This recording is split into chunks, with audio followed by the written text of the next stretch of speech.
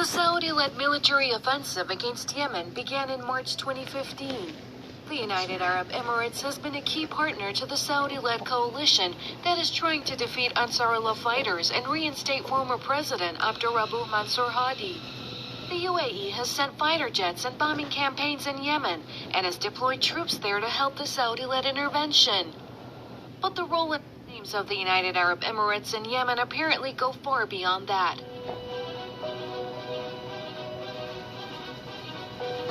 Developments on the ground show the Emirates has also been overtly and covertly pushing its own agenda in Yemen, especially in the south of the country.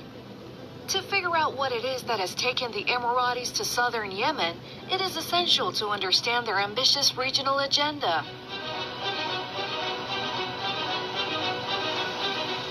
The United Arab Emirates is a rising power in the Persian Gulf region. Geopolitical analysts believe the Emiratis seek to increase their strategic reach by building overseas installations that can help them project power. Now they are trying to play a role that far exceeds the natural size of the country itself. And of course, the only means of dominance is the money. They have money. And with this money, they are buying off loyalties. The UAE has been increasing its military presence in the Horn of Africa and the entrance to the Red Sea. Extraterritorial Emirati projects are expanding rapidly. The Emiratis are believed to be building an airstrip on Yemen's Perim Island in the Bab el-Mandeb Strait. On the African side of the Red Sea, the UAE operates Eritrea's Assab Naval and Air Base. The UAE's military is also present in Somalia's breakaway region of Somaliland. It's building a military base in the coastal city of Berbera without any approval from the government in Mogadishu. In the Puntland state of Somalia, the Emiratis are building a port and training maritime police force there.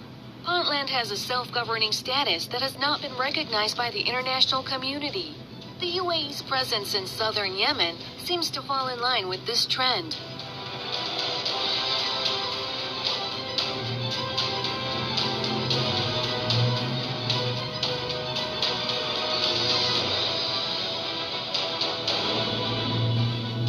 Is Yemen's remote island of Socotra, nicknamed Galapagos of the Indian Ocean.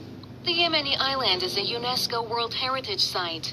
Socotra is famed globally for unique flora and fauna found nowhere else on the Earth.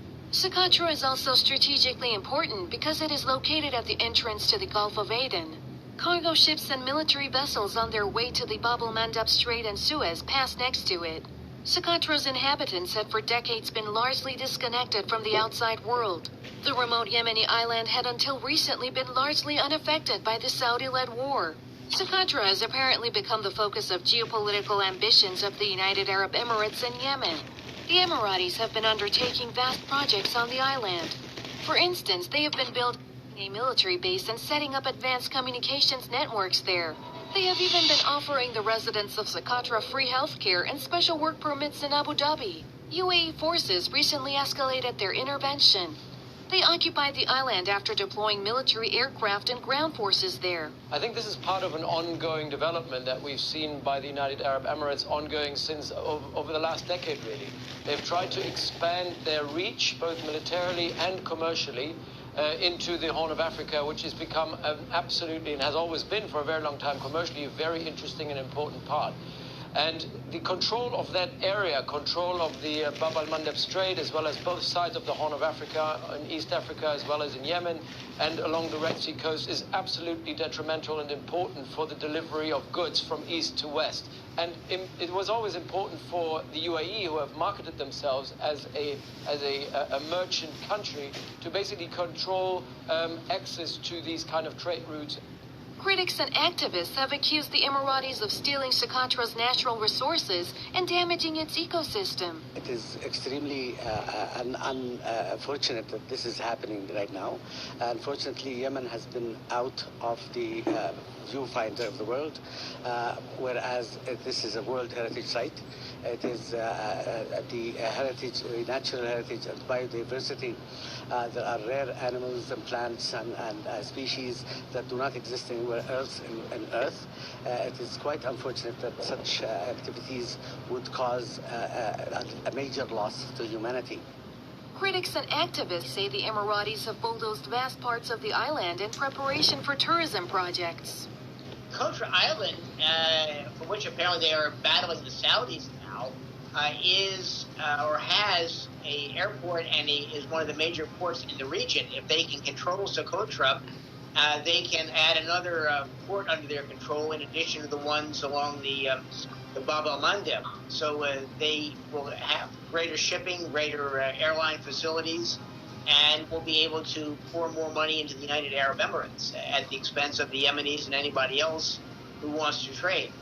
The occupation of Socotra angered the local population, triggering protests. It also raised tensions with the Saudis, who were pressured by local authorities and former President Abdurrabbu Mansur Hadi. The former president is largely blamed for the UAE's encroachments on Yemen's territorial integrity. That's because it was Hadi who invited the UAE's military to come to Yemen along with the Saudis in the first place. The pro-Hadi camp now accuses the Emiratis of abandoning the goals of the Saudi-led coalition and instead pushing to separate southern Yemeni territories from the north.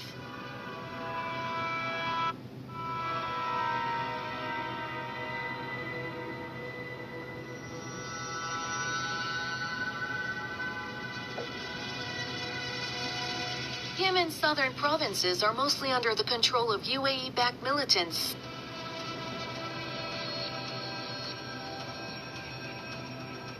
The United Arab Emirates has been funding and training armed separatist factions in the south. The vast network of militants only answers to the UAE. The UAE is providing a lot of money to the people of the south, and they are trying to play that tone, the tune of separation and disunity in Yemen. Now, as I said before, there is resistance. Not everybody in the south wants to separate. The separatists have on some occasions engaged in bloody clashes with pro-Hadi forces. An instance was the major confrontation in the city of Aden earlier this year. Meanwhile, the UAE and its separatist allies in the south stand widely accused of rights violations and abuses. They jointly run secret prisons where abuse and torture are rife.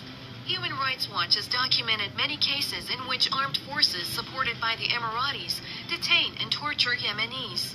The UAE-led camp has defied calls by international rights groups to close down the secret prisons.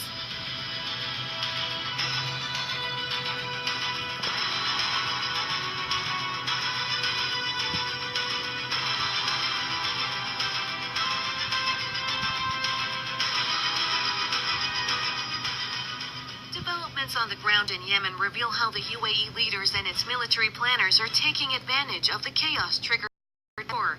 The Emiratis came to Yemen in 2015 under the pretext of fighting Ansarullah and helping bring Hadi back to power.